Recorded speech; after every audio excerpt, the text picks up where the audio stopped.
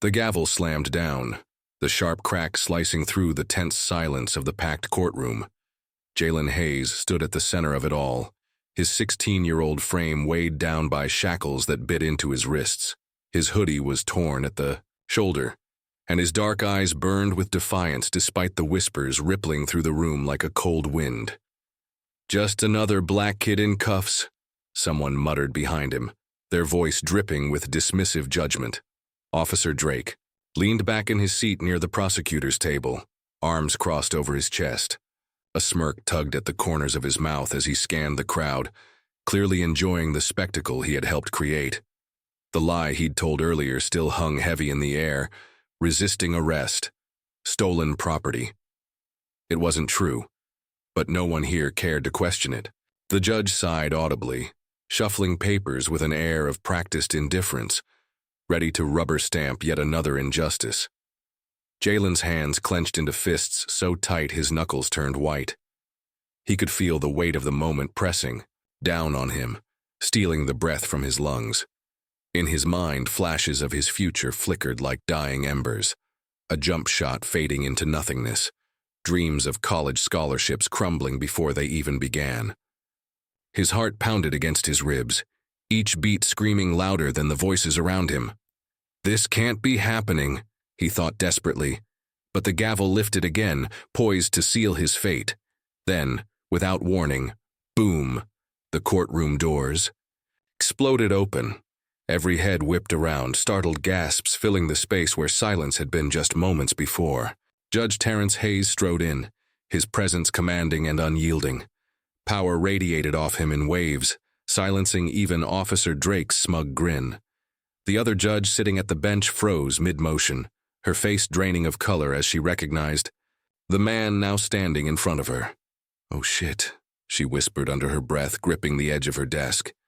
Terrence didn't yell or shout. Instead, he moved with deliberate calm, his every step echoing like thunder in the stunned silence. When he finally spoke, his voice cut through the room like a blade, sharp and precise. "Your Honor," he said, addressing the seated judge, "directly, let's review the real evidence." His words landed like stones dropped into still water, sending ripples through the audience. Heads turned toward Officer Drake, whose smirk faltered and then died completely under the collective glare of everyone present. The room erupted into murmurs and exclamations, some outraged, others hopeful. Jalen felt his knees go weak, relief, warring with disbelief as he watched his father take control of the situation. For the first time since this nightmare began, there was a glimmer of hope, and it came wrapped in the quiet fury of a man who refused to let the system crush his son. As the screen went dark, unanswered questions burned brighter than ever. How did Terrence know? What evidence did he have? And most importantly, would it be enough to undo the damage already done? The emotional gut punch lingered long after the image faded. A father's love colliding head-on with a rigged system, determined to rewrite the story. Not just for Jalen, but for every child caught in its merciless grip. Jalen's headphones thumped with the bass of his favorite track as he walked home from basketball practice. The rhythm matched the beat of his sneakers hitting the pavement, each step carrying him closer to the safety of his neighborhood. His mind was on the game, how he'd nailed that last three-pointer, how Coach had clapped him on the back and said, "You've got a future, kid." For once, everything felt good. Normal, but normal shattered when blue lights flashed behind him. Jalen's heart skipped a beat. He pulled out his earbuds, turning down the music as Officer Drake's voice boomed through the cruiser's speaker. "Stop right there. You match the description." Jalen froze, raising his hand slightly to show he wasn't a threat. "What description?" he asked, his voice calm but tinged with confusion. Drake stepped out of the car, his hand resting casually on the grip of his gun. "Don't play dumb, bag open," he barked, circling Jalen like prey. "I didn't do anything," Jalev replied, keeping his tone even as he unzipped his bag for inspection. But before he could fully open, Drake reached in, his movements quick and deliberate. When he pulled his hand back out, a phone was clutched between his fingers. Jalen's stomach dropped. "Guess we found our thief," Drake sneered, tossing the phone onto the hood of his car. "This yours?" "No!" That's not mine, Jalen protested, panic rising in his chest. You put that there. Drake's. Smirk widened. Sure I did. Just like you were minding your own business, huh? Get in the car. The cold cell walls pressed against Jalen's skin, both literally and metaphorically. He sat slumped on the hard bench, his breath shallow, his mind racing. This can't be real, he thought over and over again. The metallic echo of his heartbeat filled the silence, pounding louder than any sound outside those suffocating walls. A public defender appeared eventually, a tired-looking man with a clipboard and an air of resignation. Look, kid, he started, sitting across from Jalen without making eye contact. Plead guilty, take probation. It's better than jail time. Jalen stared at him, disbelief warring with anger. I didn't steal that phone, he said, firmly, his voice shaking despite his best efforts to steady it. Why would I take something that isn't mine? The lawyer shrugged, flipping through papers he barely glanced at. Doesn't matter what you did or didn't do. They've got you dead to rights. Plead guilty, it's easier. Something inside Jalen snapped. Easier? Was this justice? Giving up because the system said so? No, he shot back, his voice stronger now. I didn't do it, and I'm not saying I did. The lawyer sighed, standing up to leave. Suit yourself, kid, but don't say I didn't warn you. Judge Terrence Hayes' phone buzzed on the kitchen counter, breaking. The quiet hum of evening news. He picked it up, expecting another work email, but instead his son's face stared back at him from a grainy mugshot. His blood ran cold. What happened? Jalen's mother, Lisa, asked, her voice sharp with worry. She'd been typing furiously, on her laptop, digging into old cases for her latest investigative piece. Now she stopped, watching her husband's expression darken. Terrence clenched his jaw, pacing the length of the room. They arrested him, said they caught him with stolen property. His fists tightened. This is bullshit, Lisa. Drake's. Dirty, I know it. Lisa nodded grimly, pulling up a file on her screen. I've been looking into him, 6 complaints filed against him, all buried by internal affairs. And get this, his brother's the DA. Terrace stopped mid-step, his eyes narrowing. So this wasn't about catching a thief. This was personal. Lisa leaned forward, her voice low but fierce. We need proof, something undeniable. If we're going after them, we have to hit hard. Terrence grabbed his briefcase, snapping. It shut with finality. Then let's give them exactly what they deserve. In a dimly lit office, District Attorney Marcus Drake smirked as he scrolled through case files. Another black kid processed. Routine. Nothing to lose sleep over.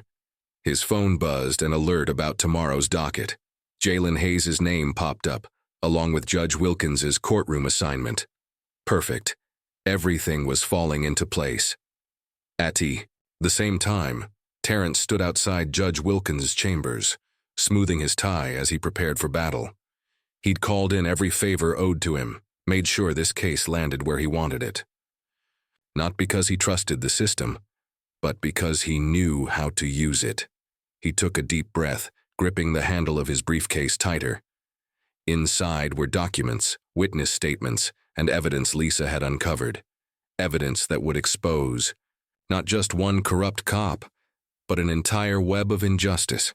They think they own this town, Terrence muttered under his breath, his voice laced with quiet fury. Let's see who really does. The courtroom fell silent as Terrence tapped. A tablet, the screen flickering to life. The footage began playing in crisp HD, Drake's body cam capturing every moment of that fateful night. Jalen's calm voice filled the room, clear and steady, despite the tension crackling in the air. Sir, I'm just going home, he said, on the recording, his tone polite but firm. Gasps rippled through the crowd like waves breaking against a shore. Drake shifted uncomfortably in his seat, his hands trembling as he watched himself plant the stolen phone into Jalen's bag. His career flashed before his eyes, years of abuse of power, lies told without consequence unraveling in real time for everyone to see.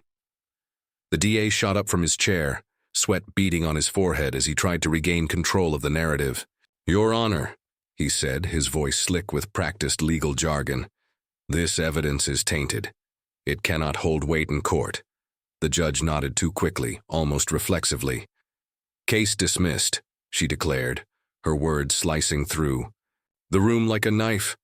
The betrayal was blatant, palpable. Justice had been denied yet again, right there in front of them all. Jalen felt his hope shatter into a million pieces.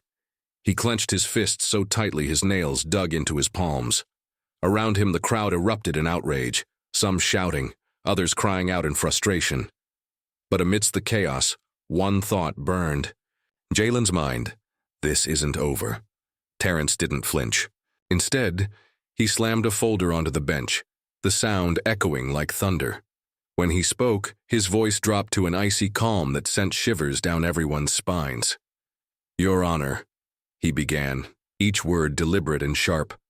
"Let's talk about your evidence." He opened the folder, spilling its contents across the bench. Photos spilled out, images of the judge accepting envelopes stuffed with cash from one of the DA's lackeys. The room froze, every eye glued to the damning proof laid bare. Reporters leaned forward, cameras zooming in as the judge's face turned ghostly pale. Panic flooded her features, her carefully constructed facade crumbling under the weight of exposure. Within moments, the media frenzy exploded. Phones lit up with notifications as headlines trended instantly. "Judge accepts bribes to jail black teens." The room buzzed with disbelief and anger. The judge's pen scratched furiously as she signed her resignation letter, her hands shaking. Uncontrollably, Drake ripped off his badge and threw it to the floor, the metallic clink reverberating through the stunned silence. The DA backed away slowly, sweat dripping down his temples. But Terrence wasn't done. As the man passed by, Terrence leaned in close enough to whisper, his voice low but cutting like a blade. "Your brother's next." The threat hung heavy in the air, leaving no room for doubt. Jalen stood motionless as the cuffs clicked open around his wrists. He rubbed the raw skin where they'd bitten into him, the relief washing over him in waves. For a moment he simply stared at Drake, who avoided his gaze entirely. No words were needed. The truth spoke louder than anything either of them could. The crowd parted like the Red Sea as Jalen stepped forward, guided by his father's steady hand on his shoulder. They walked together side by side through the sea of faces filled with emotion. Anger, sadness, hope. Each step felt heavier than the last, not because of fear or exhaustion, but because of the weight of what they'd endured and overcome. When they stepped outside, sunlight hit Jalen's face for the first time in days. He closed his eyes, tilting his head toward the warmth.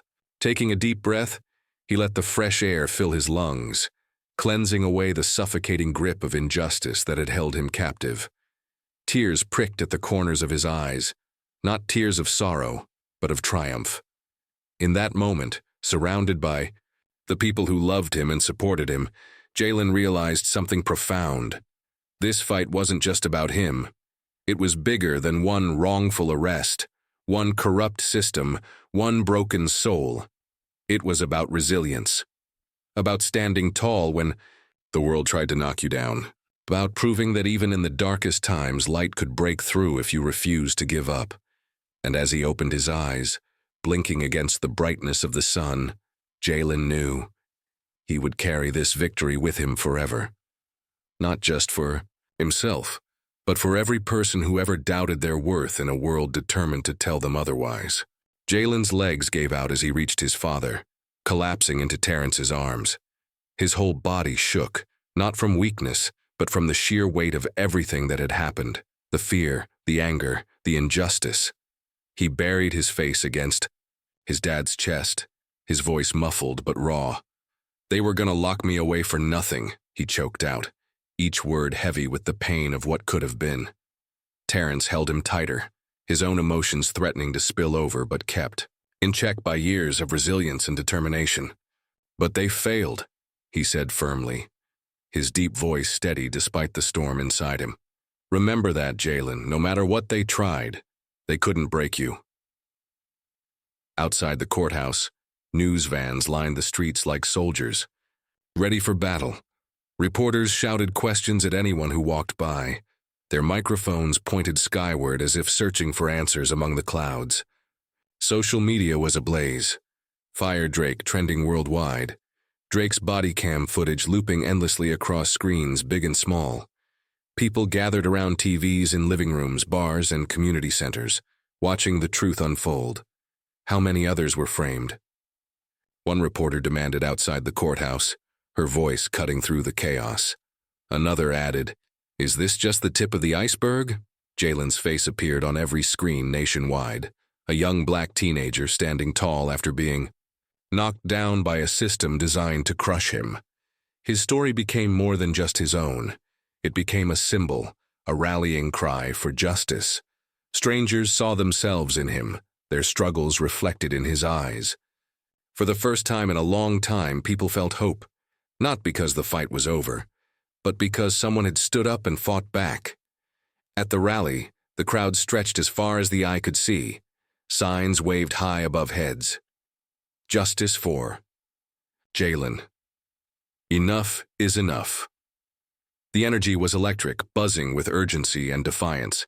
When Jalen stepped up to the mic, the noise didn't die down immediately. It took several seconds for the sea of voices to quiet, eager to hear what he had to say. For a moment he just stood there, gripping the sides of the podium tightly. Then he began to speak, his voice starting soft but growing stronger with each word. "This ain't just about me," he said, pausing to let the gravity of his statement sink in. "It's about every kid who looks like me, every kid who's scared to walk home alone, every kid who wonders if they'll make it to tomorrow without some cop deciding their life doesn't matter." The roar of the crowd was deafening, cheers mixing with chants of "No justice, no peace." Even the police officers standing guard shifted uncomfortably, unsure whether to look away or meet the gaze of those calling them out. Jalen scanned the faces before him, seeing both strangers and loved ones all united under the same cause. For the first time, he didn't feel like a victim. He felt like a leader. Later that evening, an official envelope arrived at the Hayes household. Its weight was heavier than usual, the state seal gleaming ominously on the front. Terrence picked it up, his hands steady as he opened it. Inside was a letter signed by the governor himself. District Attorney under investigation for obstruction of justice. Further review pending. Jalen read over his shoulder, his lips curling into a bitter smile. "Took them long enough," he muttered, shaking his head. How many people had to get hurt before they even pretended to care? Terrence placed a hand on his son's shoulder. "It's not perfect, but it's a start. We've got their attention now. Let's keep pushing." Days turned into weeks. Change came slowly, painfully slow, but it came nonetheless. Drake's termination notice hit the department bulletin board, sparking murmurs of relief and whispers of accountability. The judge involved in Jalen's case was disbarred, her reputation left in tatters. Meanwhile, Terrence sat at his desk, late into the night, drafting legislation aimed at creating real oversight for law enforcement. His pen moved steadily across the page, fueled by purpose and resolve. Jalen returned to the basketball court, the place where he'd always found solace. This time, though, something felt different. There was no paranoia, no constant need to glance over his shoulder. He played freely, dribbling past defenders with ease, sinking shots with precision. As he ran down the same street where Officer Drake had arrested him, a rookie cop nodded respectfully in his direction. Jalen hesitated for only a second before nodding back. It wasn't forgiveness. It was acknowledgement. A small step toward trust. If this story moved you, please like, share, and subscribe to support more powerful narratives that challenge injustice and inspire change. Together, we can amplify voices that matter and continue the fight for equity and empowerment. Your support helps keep these stories alive. Thank you.